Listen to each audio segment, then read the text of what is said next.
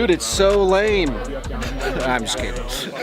Are you? Are you really? Well, a little bit. No, you can't go wrong with Smoky Bones barbecue. You got the Sun Valley Mountains somewhere behind me. Not a local. Sort of local. Perfect weather, no mosquitoes. I mean, watermelon, alcohol. I'll drink to that. Can't go wrong. Yeah. You.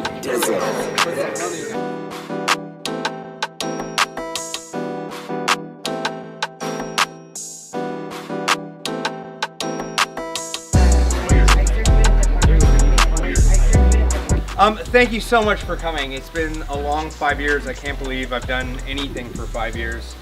And I just want to say, when I look back at it all, it's been more about the people and the support network and the community that has, contributed to all of it. It's made it the most rewarding, for sure. I want to acknowledge a couple people.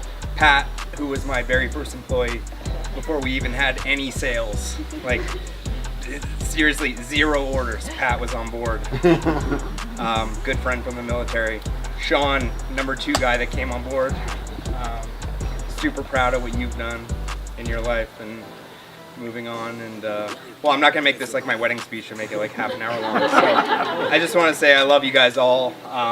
This community's been amazing, and it's an amazing place to have a business. So I appreciate you all.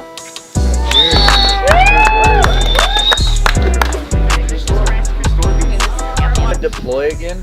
I'm getting a dick stencil, and on their kill marks on the side, I'm gonna sneak out there and add dicks on. Oh the end my of the kill marks. goodness, that would be funny. That'll get me in trouble. And a multi-million-dollar. Who painted dicks on aircraft? I don't know. But we do have violent little zines.